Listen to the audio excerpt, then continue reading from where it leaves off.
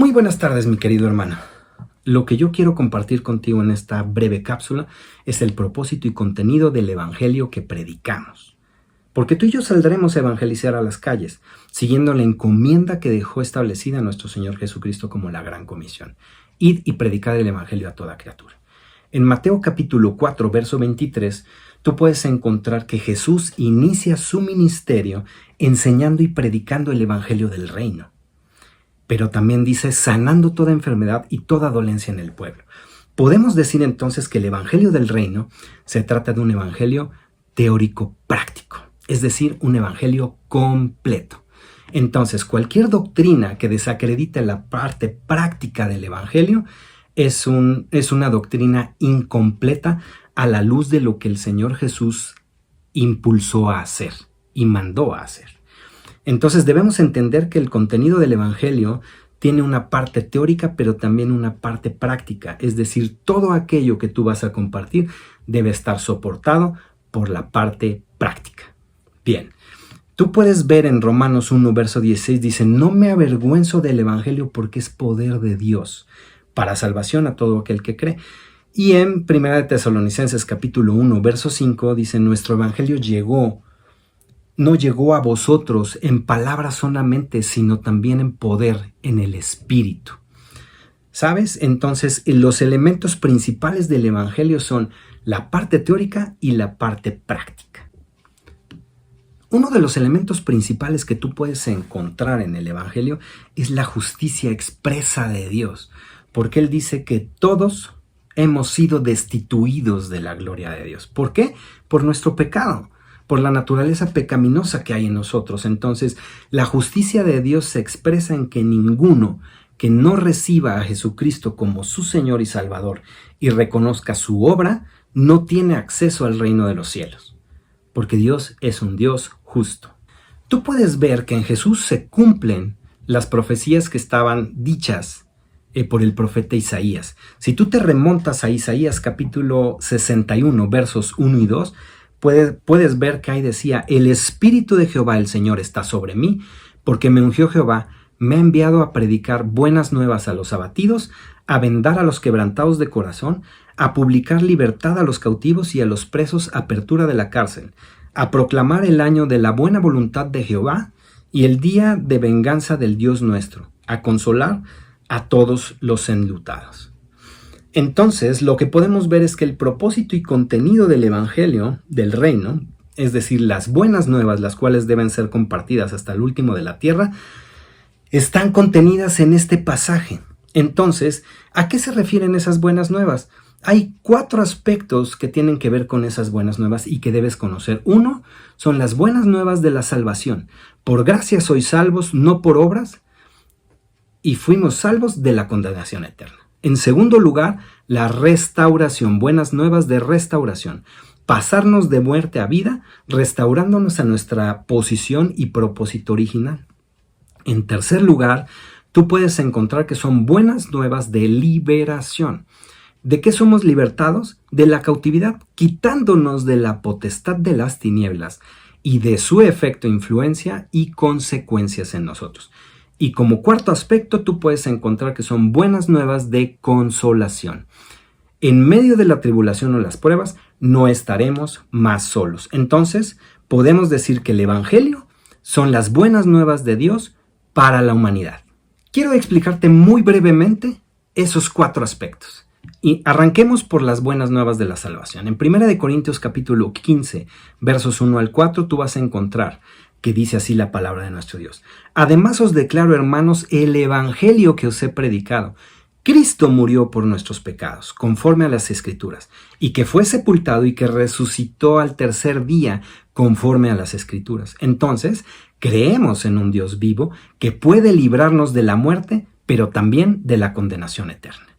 En Efesios capítulo 1, versos 3 al 14, voy a ir tomando ciertas partes de la Escritura donde quiero centrar el explicarte por qué son buenas nuevas de la salvación.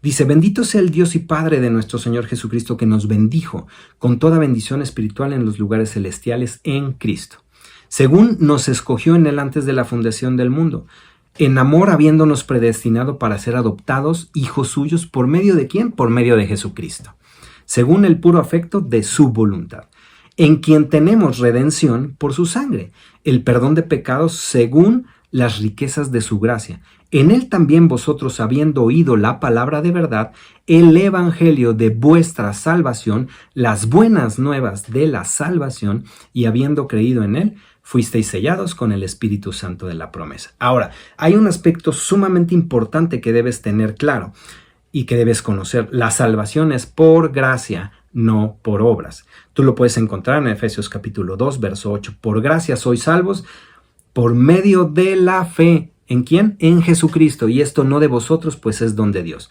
No por obras, para que nadie se gloríe.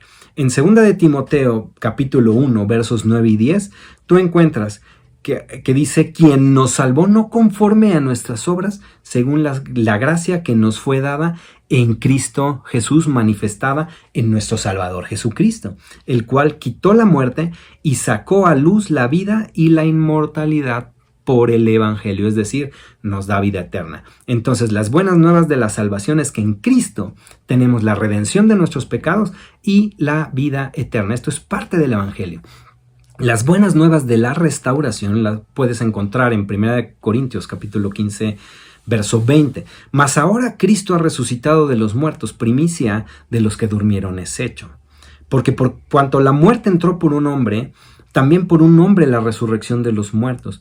Porque así como en Adán todos mueren, también en Cristo todos serán vivificados. Tenemos una restauración conforme al propósito de Dios para el hombre. En tercer lugar, las buenas nuevas de la libertad.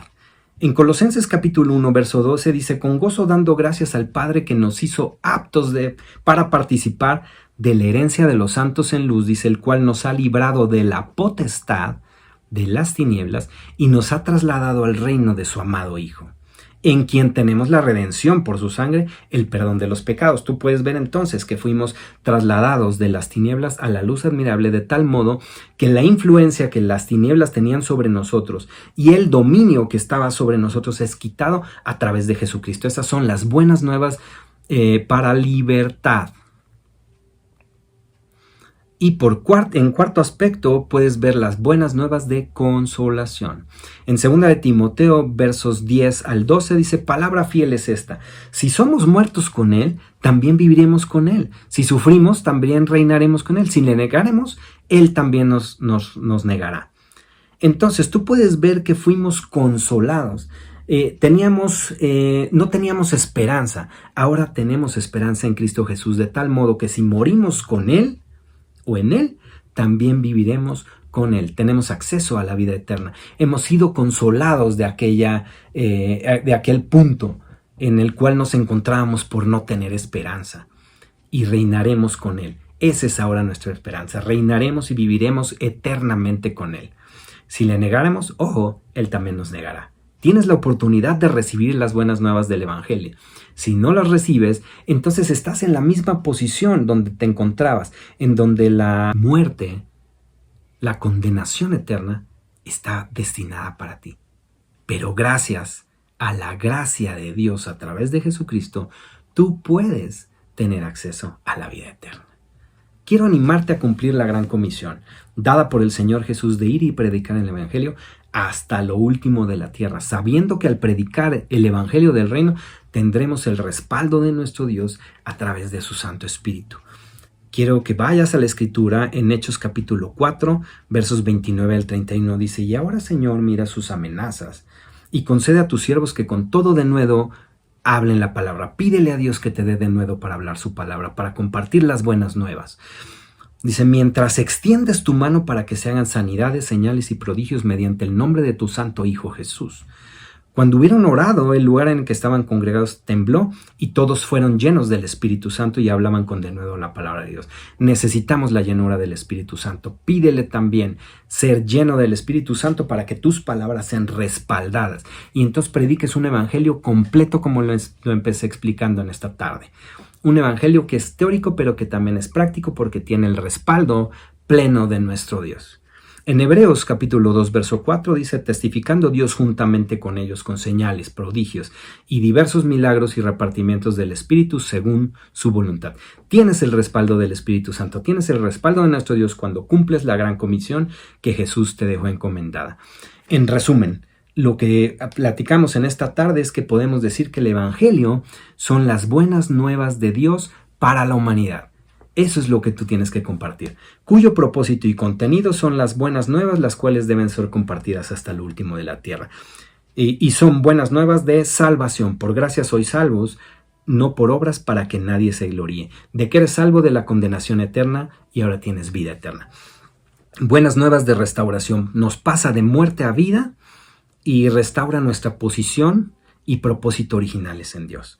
De liberación, porque somos libertados de la cautividad, pasados de la potestad de las tinieblas a su luz admirable, y por último, de consolación en medio de la tribulación o de las pruebas, ya no estarás nunca más solo.